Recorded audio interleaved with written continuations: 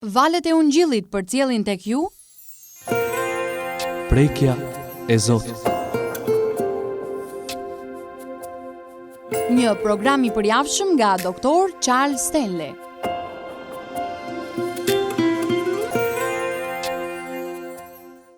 Pjesa më e madhe e lutjeve është të biseduarit me Perëndin rreth diçkaje pa patur një model të caktuar.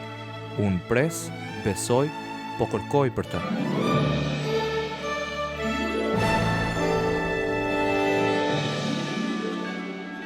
Miq të dashur, përshëndetje dhe mirë se vini në programin Prekja e Zotit, një mësim nga Dr. Charles Stanley. Si besimtar, besimi ynë është në Perëndinë dhe aftësinë e tij për të realizuar atë që ka premtuar në fjalën e tij.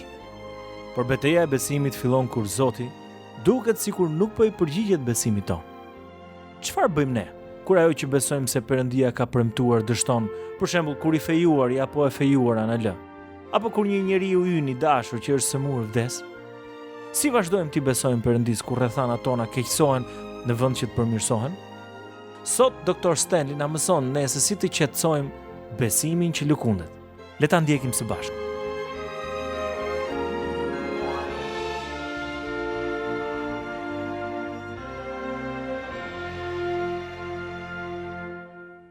Besimi është çelësi i gjithë jetës suaj të krishterë.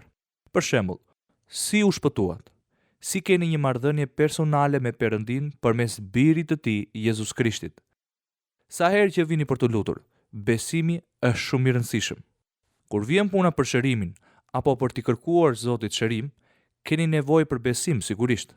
Në fakt, e gjithë jeta juaj e përditshme është shprehje e një farë besimit, që mund të jetë edhe mosbesim, dyshim apo besimi i vërtet tek Perëndia. Madje edhe fakti që ne e dim këtë është një aspekt i shprehjes së besimit tuaj. Ne nuk na pëlqen të përballemi me të. Do të donim ta eliminonim një herë për gjithmonë, por në një farë mënyre nuk e bëjmë ose nuk mundemi ta bëjmë. Kështu, unë dua që ju të ktheheni te kapitulli i letrës së Jakobit. Këtu Jakobi përballet me një problem të ngjashëm me tonin. Titulli i mesazhit të sotëm është Besimi që lëkundet. Jakobi kapitulli i parë. Ndoshta kujtoni se ai e shkroi këtë letër për ata që po kalonin përmes vështirësive, vuajtjeve dhe persekutimeve. Dhe kështu, pasi e prezanton këtë gjë, që në vargun e parë, në vargun e dytë dhe deri në të tetin ai thotë: Konsiderojeni një gëzim të madh o vëllezërit e mi kur kaloni nëpër sprova dhe vështirësi, duke e ditur se sprova e besimit tuaj sjell qëndrueshmëri. Dhe qëndrueshmëria të kryejë në ju një vepër të përsosur, që ju të jeni të përsosur dhe të plot pas një tëmet. Po, në qoftë se ndonjëri nga ju i mungon urtia, le të kërkojë nga Perëndia që u jep të gjithëve pa kursim, pa qortuar, dhe atij do t'i jepet.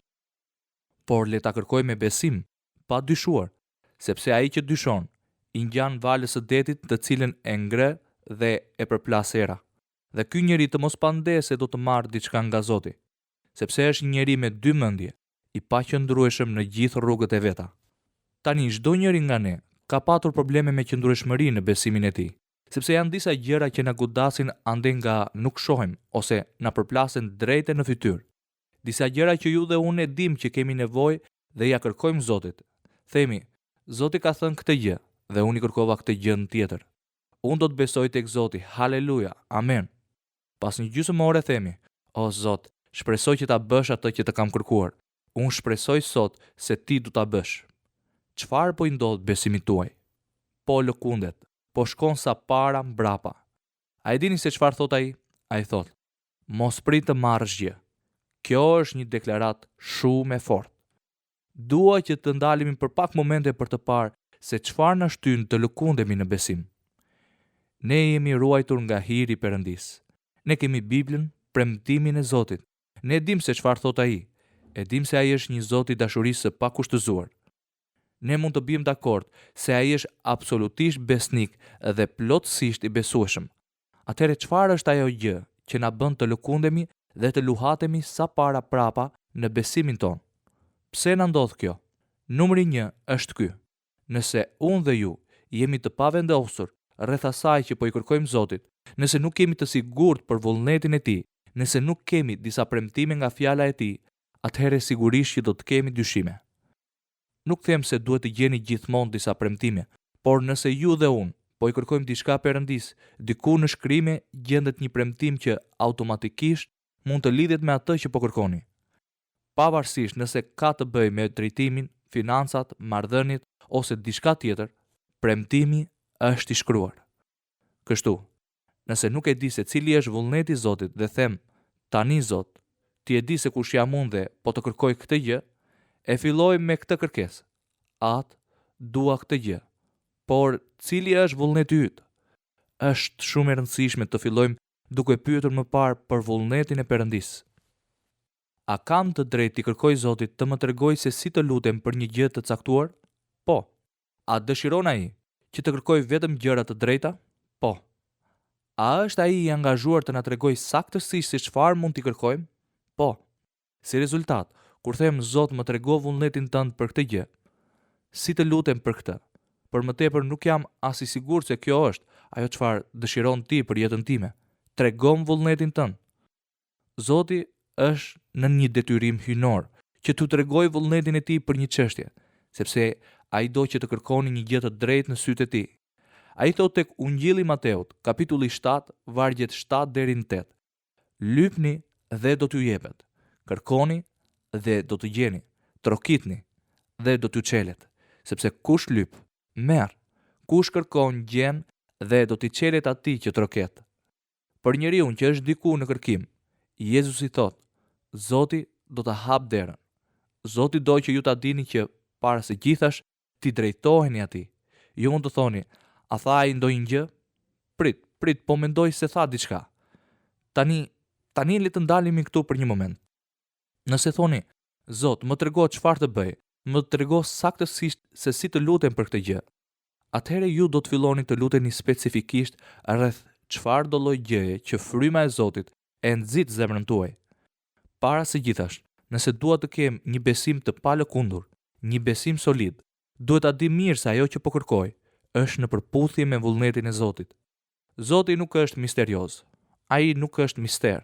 Zoti do që ne ta njohim, ta kuptojmë dhe t'i shohim gjërat ashtu siç janë në të vërtetë. Ai di gjithçka rreth realitetit ku ne jetojmë. Ai njeh vështirësitë, vuajtjet dhe peripecitë me të cilat ndeshemi. Ai di gjithçka rreth pyetjeve që kemi apo gjërave për të cilat shpeshherë nuk dim se si të lutemi. Dhe për disa gjëra që janë vullneti i Zotit mendojmë, ky nuk mund të jetë vullneti i Zotit. Atëherë pyesim Zotin, Perëndi, tregom se si të lutem për këtë. Kështu që një nga të parat arsye pse lëkundemi është se ne nuk e njohim vullnetin e tij dhe nuk shpenzojmë kohë ta njohim. Mjaftohemi me shpresën se mund të jetë si themi ne. Por vetëm duke shpresuar se po luteni për një gjë të drejtë, nuk na garanton një përgjigje. Nëse doni që Zoti t'ju bekojë, atëherë ndalo më gjatë që të kuptosh se cili është vullneti i Atit në këtë gjë. Numër 1. Unë duhet të njoh vullnetin e Zotit. Nëse nuk e bëj, do të kem një besim të lëkundur. Gjëja e dytë është kjo. Shpeshherë arsyeja njerëzore vrapon në të kundërt ose është në konflikt me besimin ton. Zoti mund të na kërkojë diçka që neve si njerëz mund të mos na duket edhe aq e arsyeshme. Për shembull, më lejoni t'ju jap një ilustrim nga shkrimi. Ju besoj e kujtoni momentin kur Jezusi i kishte marrë Pietrit borxh anijen, ndërsa kishin ndaluar në breg dhe po predikonte. Në fund kur mbaroi, tha: Pietër, mblidh njerëzit e tu dhe le të shkojmë së bashku për të peshkuar. Pietri ju kthye: Ne peshkuam gjithë natën e gjatë dhe nuk kapëm asnjë gjë. Jezusi ju përgjigj: Pavarësisht nga nata jote e keqe, ne Pietër do të shkojmë të peshkojmë. Jam i sigurt se Pietri do të ketë thënë: Ai është vërtet Zoti. Por unë kam filluar të peshkoj që kurse kam qenë fëmijë. Babai më ka mësuar të peshkoj dhe natën e kam kaluar peshkimin dhe nuk kapëm asgjë. As edhe një gjë të vetme. Pietri tha: Po mësues, do të shkojmë të peshkojmë. Jezusi tha tek Ungjilli i Lukës, kapitulli 5, vargu 4. Shko në të thella dhe hidhni rrjetat tuaja për të zënë peshk. A dini çfarë? Pietri si peshkatar dinte gjithçka rreth peshkimit. Dhe ardhja e Jezusit në mëngjes ishte mbase koha më e papërshtatshme për të peshkuar. Por i vetmi ndryshim qëndron se kur Jezusi është në bord, ju do të keni një gjueti të mbar. Nuk ka rëndësi se çfarë po ndodh rreth e qark, nëse është apo nuk është kohë e mirë për të peshkuar. Çfarë po ndodh? Ai u lëkundë në besimin e tij. Tani, çdo të diel shumë prej jush shkojnë në kishë dhe kur nuk e ngritën çështjen se kur të besojnë tek Zoti dhe kur jo. O po, unë kam ngritur këtë çështje. Dakor, ma provo këtë gjë. Unë jam i shpëtuar. Kjo është e shkëlqyer. Por pse bëni një betejë çdo të diel? Arsyeja që luftoj çdo të diel është sepse ju flisni rreth së 10-s dhe më thoni mua se është arsyeshme për mua të marr 100 darkë nga çdo e 10 darkësh dhe t'ia jap Zotit, dhe çfarë mbetet është më shumë se 10 darksha që ndava. Në asnjë mënyrë. Provoje këtë. Edhe unë kam dhënë 10%, që kurse fillova punën time të parë kur isha 13 vjeç, që nga ai moment dhe deri më sot i kam dhënë Zotit gjithnjë më tepër se kaq. Dhe mund t'ju them me siguri të plotë se nëse i besonin Zotit 10% e të ardhurave tuaja, ai do të kujdeset për të gjitha nevojat tuaja financiare. Për këtë sigurisht që keni nevojë për besim. Shumë njerëz nuk e dinë se çfarë do të thotë besim tek Perëndia. A e di çfarë? Shumë njerëz nuk besojnë tek Zoti, madje edhe për gjëra më të thjeshta, si të themi numërimin nga 1 në 10. Çfarë ndodh kur i besoni Zotit? Zoti sovran, i gjithë pushtetshëm, madhështor dhe i gjithë ditur, Zoti që sundon universin, do të më mbështesë sa herë që do t'i besoj atij. Perëndia në plot fuqishmërinë e tij do të plotësoj të gjitha nevojat tona.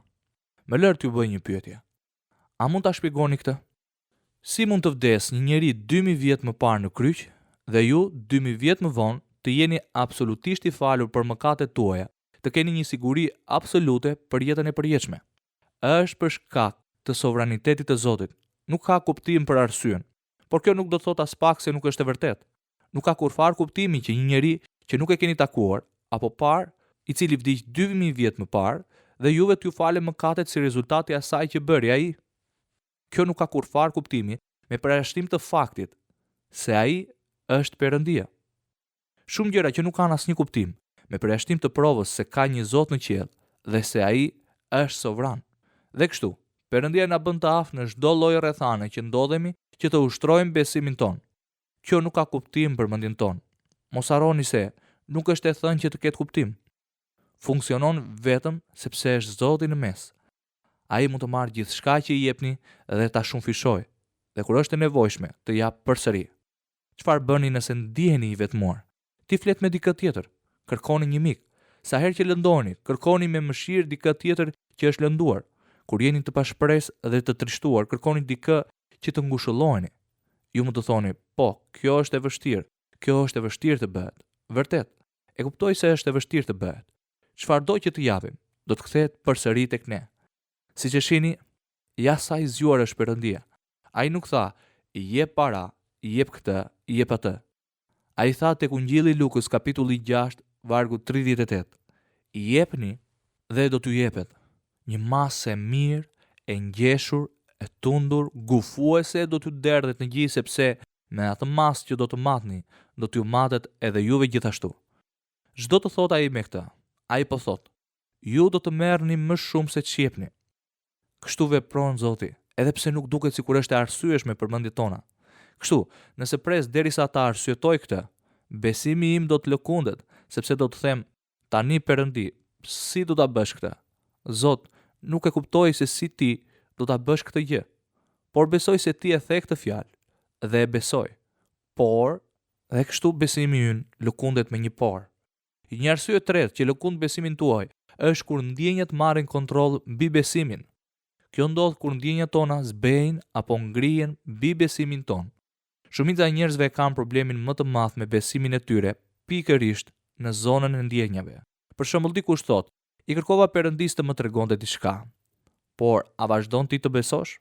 Nuk ndihem aq me vlerë sa Zoti të përgjigjet lutjeve të mia. Ju asnjëherë nuk do të keni aq vlerë. Dhe as mos u mendo. Disa të tjerë mund të thonë, unë i kam kërkuar Zotit të më jap këtë, por nuk e di nëse do të jem në gjendje ta bëj apo jo.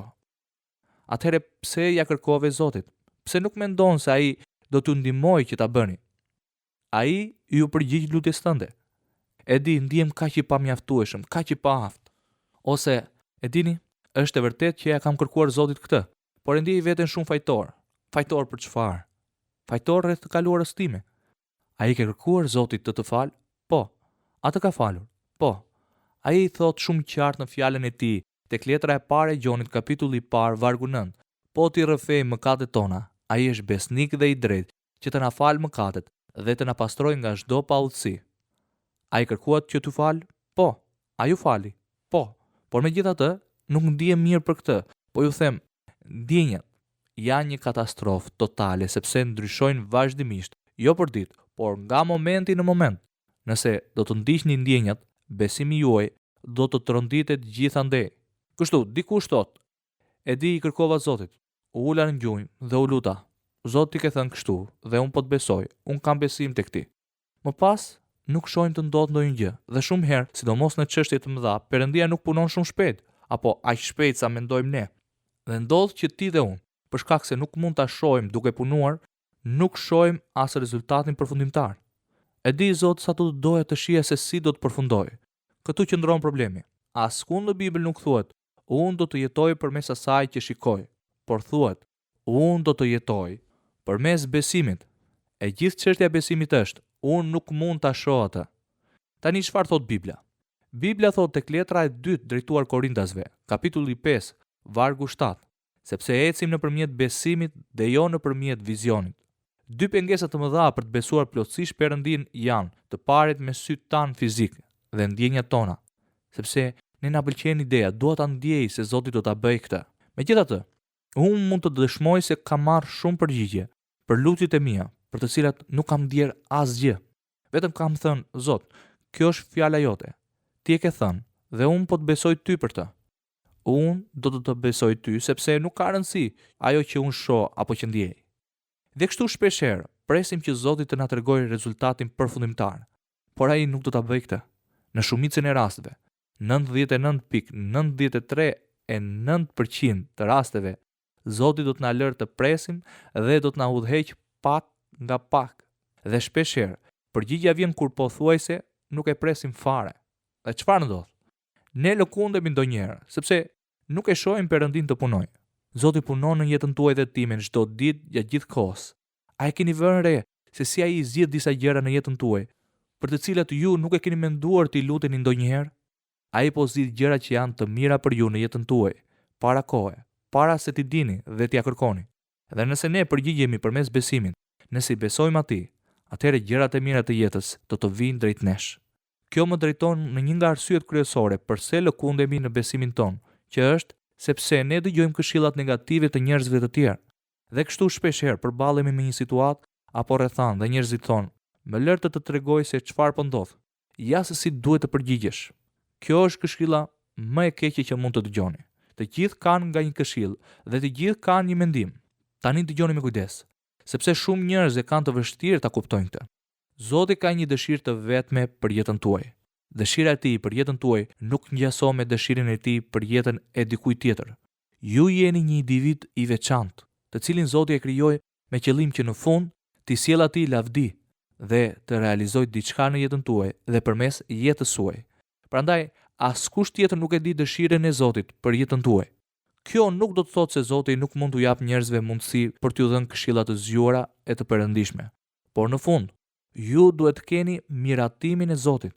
Nëse merrni vendime duke u bazuar në ato që ju thonë njerëzit e tjerë, në pjesën më të madhe të rasteve do të merrni vendimin e gabuar, ja pse nuk është as pak zgjuarsi ti dëgjosh.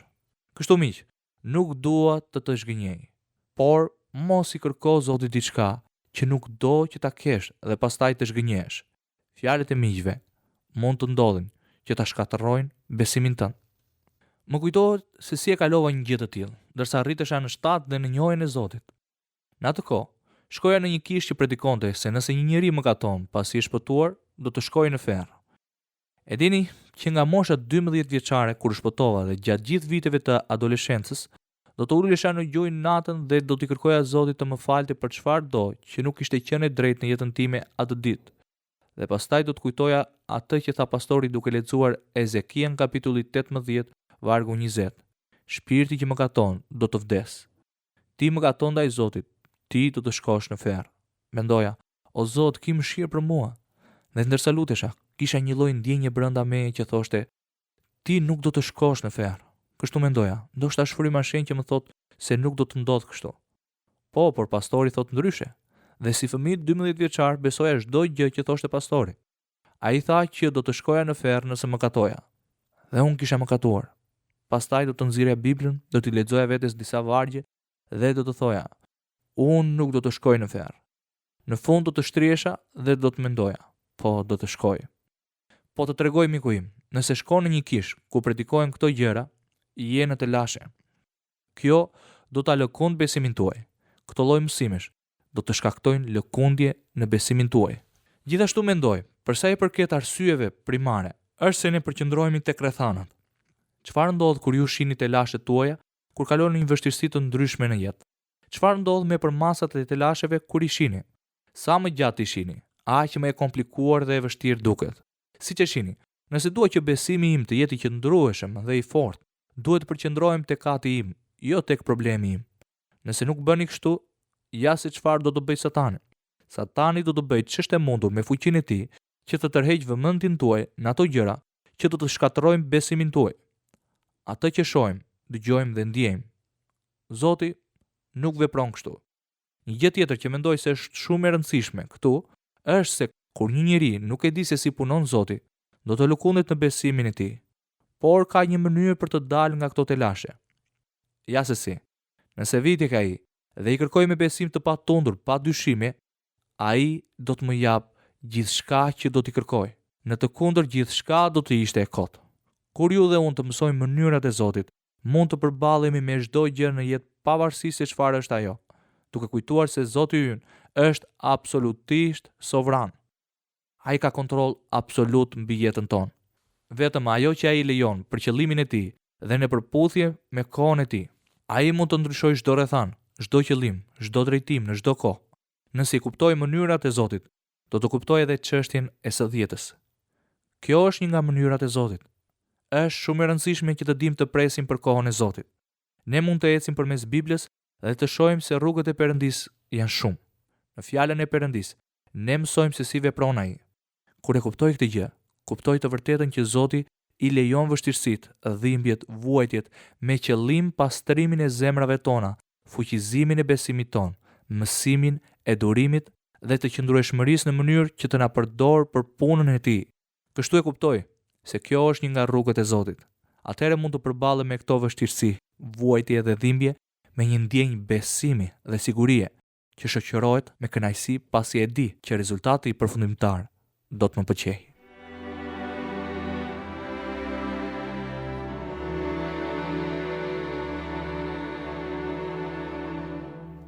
Zoti na ka urdhëruar të besojmë në të, edhe kur nuk shohim ndonjë rezultat të dukshëm. Pavarësisht nga gjërat që përballojmë, duhet të jemi të sigurt se Zoti do të na mbështesë edhe orientojë. Dr. Stanley na shpjegoi sot se vetmja mënyrë që të kemi një besim të palëkundshëm në mes të vështirësive është besimi se premtimet e Zotit janë të vërteta.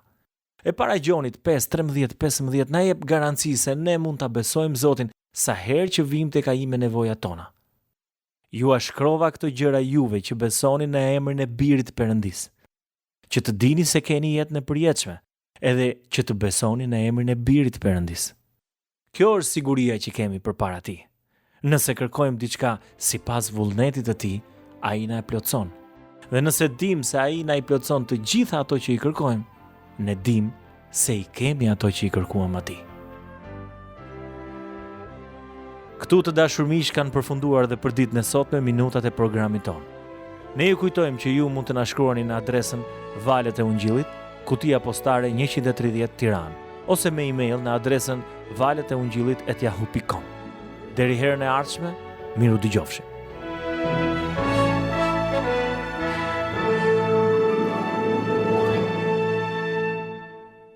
Ndoqët programin Prekja e Zotit.